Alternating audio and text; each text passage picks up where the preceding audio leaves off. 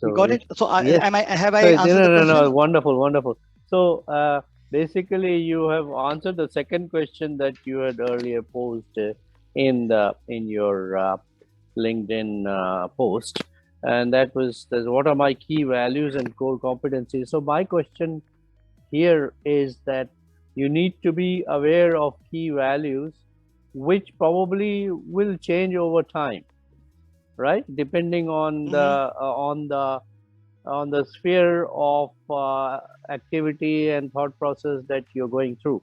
So, for example, the key values could be, humanitarian approaches, uh, and the key value could be the economic betterment for not just yourself but for the society and so on. These are the principles on which human um, behavior and thought has kept the world going. Whereas Mm-hmm. the on the other side, if you gone into a warped situation, you will say, "Oh, everything must be mine, and I must control everything," and all that. That's Mm-hmm. also for that person probably the key value. But as we know, that may not be the right way to go, because eventually you will be caught, and there will be someone who will uh, beat you at the game. So Mm-hmm. anyway, so uh, then we talk about this competencies. How does one know one is competent and so on? Okay, I will give you very small detail around key values. Okay, Mhm, mhm, according to the NLP practice, mhm, there are people in the world who actually fall in the 8 major categories mhm, regarding the value system. mhm, So their values change over the time. This is correct. mhm, So what do in the coaching industry, when we do coaching, we basically do this, is called hierarchy of values.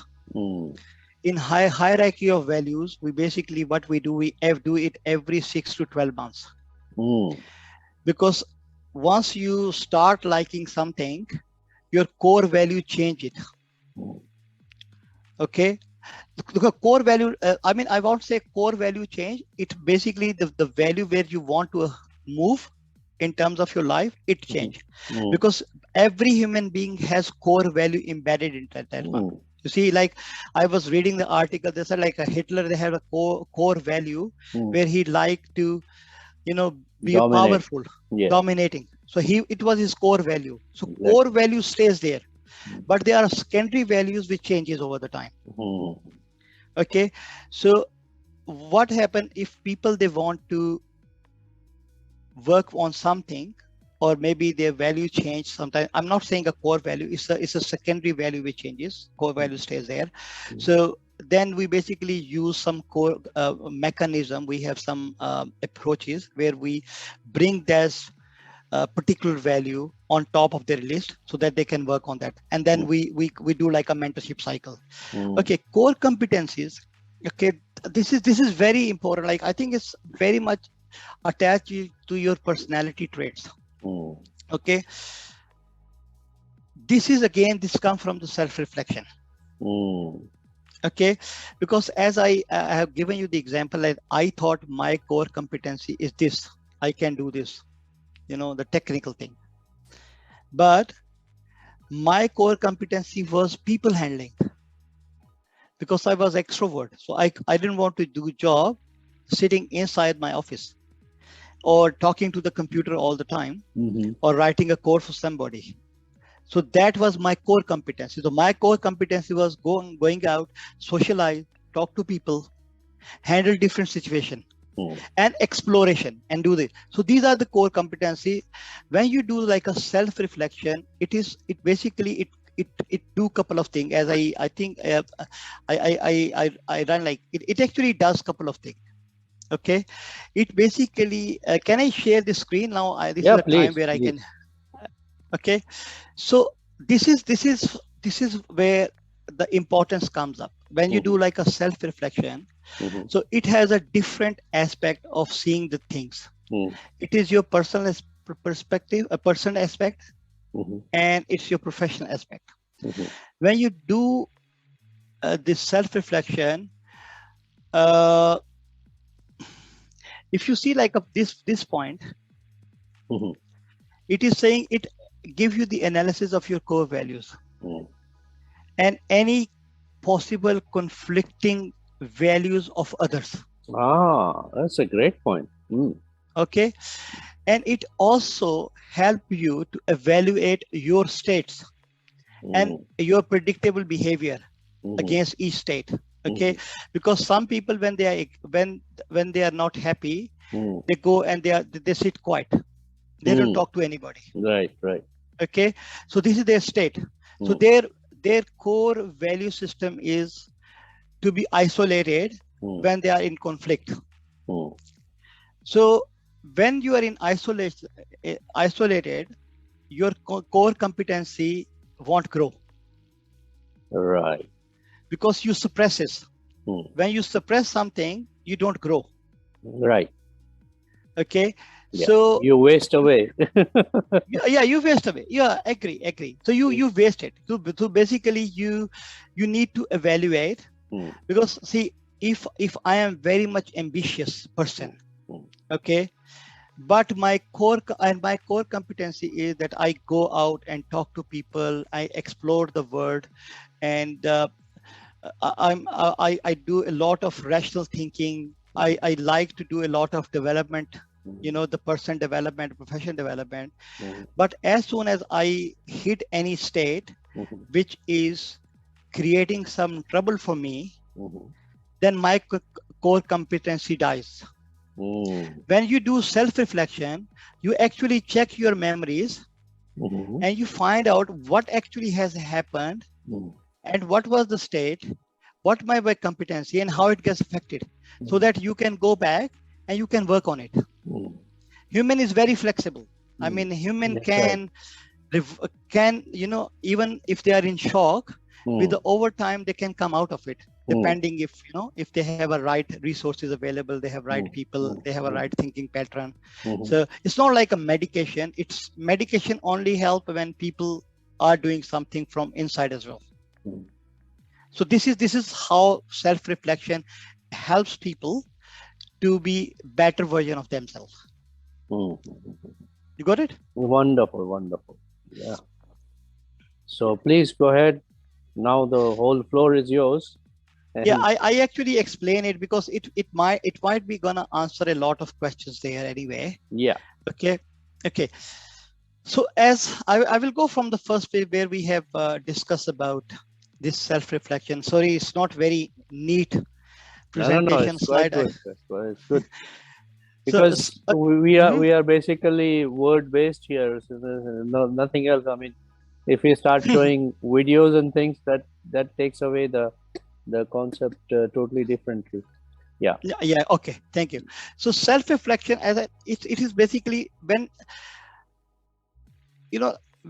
you sleep deeply Mm. and you get up in the morning, what happened? You Mm. feel very fresh.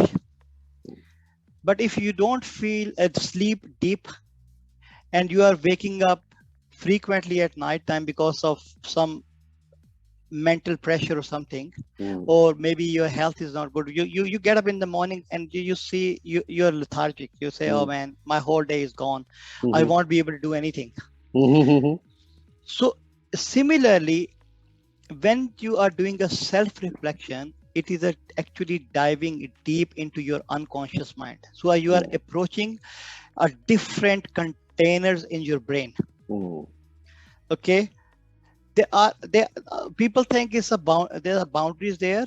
Mhm. There may or may not be boundaries there, Mhm. because sometimes you're in the person situation, but you access some professional Mm. experience and then you bring it there. So Mm. basically it mingle up. It's how you bring your memories in. So Mhm. when you actually dig down in your unconscious mind, you start touching your thoughts, emotions, your values, Mhm. your motivation behind any event or Mhm. actions. Mhm. And then when you start running the questions around them, then you Mm. start getting the answer. Mhm. Okay, that Right. it is good from the professional prospect as well. Mhm. Some event happen in your professional environment, maybe your boss was probably very troublesome, he is complaining a lot, Mm. or maybe he is not happy with you for some XYZ reason which you don't know. Mm. And you're wondering like what is going on. Mm. And you come back home, one day happen, you say, okay, this is the first time email, I don't care, may probably. And then second time you go, it's the same thing happen, come back, seven. Third time it happened, and what you say, man, this guy has a habit, forget him. Whenever Mm. he says something, I'm just gonna close my ears. Let Mm. him speak whatever he wants to speak. Mm. So this is a process where you have stopped self-reflection. Right, right.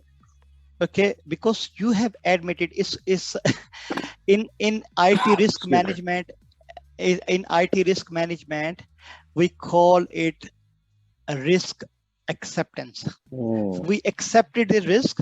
We say risk exists there, but we're not going to mitigate it. Mm. We're not going to spend time or investment to make things better. Mm. But we also have not checked that that particular thing which happened with my manager, Mm. is it because of my behavior? Mm. Because I have not questioned him anyway. I have not questioned myself Mm.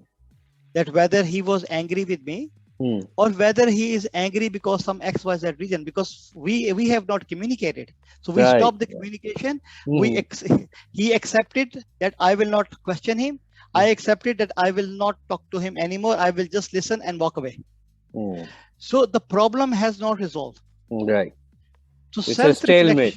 self-reflection is a still, is a Mm. still, Mm. and it's never gonna resolve it. Mm. Okay, so basically it's help us. If you see like the first point which I mentioned, Mm. it helped them gaining and improving the perspective about people and situations. Mm. Okay, maybe the manager who is sitting there, he has some pressure coming up from the top management, Mhm. and he does not know how to express it, Mm. and his emotional situation change over the time. Mm. Or maybe he is a scared person. Mm. He doesn't want to talk about, you know, things with people. I have a problem with one of my manager, Mm. and I talk to him and find out like what wrong is going with him. And then sometime we are in the position where we're doing a confrontation, but in a productive way, like we're not doing some sort of negative conversation. We are Mm. very positive, very focused. So it basically helps you to gaining or improving perspective about people and the situation, Mm. because situations, as I mentioned, it's emotional driven, Mm. Mm. because people, they can make situation better, and people are the one who make situation worse. Mm. You got Yes, it? yes, yes. Okay. Wonderful, wonderful. And also, as I mentioned, the second part is evaluating states. Mm. Humans are by their states. Mm. When their state change, their behavior change. Mm. If you are happy, it does not matter if somebody says something unreasonable to you. You are happy, you don't care. Okay, because you are in a different mood. It's a different emotion. So your response will be totally different. Mm. But as somebody, as you are in the emotional state of being very much stressed out or depressed or something like that, and somebody say a one small thing to you, Mm. and you get upset Yes. because of your emotional state. Mm. Mhm. But if you were happy at that time, you never care about it. Say, oh man, don't worry about it, that's okay. And you pat on the shoulder, say, guy, thank you, see you next time. But when you're in this tense environment, you may be thinking like, man, I'm gonna punch his head, man. You know, so this is a natural response. Mm. Okay, so self-reflection is very much helpful in evaluating the states of people. Mm. Mm. So what we see, it's a tip of the iceberg. It's not the iceberg down there. Right, right. So humans, they are very complicated. Mm. Okay, and it also improve your reaction time, Mm. tone, your negative thinking, or I say like a thinking pattern, not negative, like thinking patterns. It bring reason into that, Mm. and it increase the response time. Because when you think about, you reflect on some of the situation, Mhm. you actually start getting the data. As I Mm. mentioned, like your brain need data to process, or Right. memory to process. Mm. If you don't have a memory, then it will be looking for some additional data so it can process, otherwise it will not produce the result.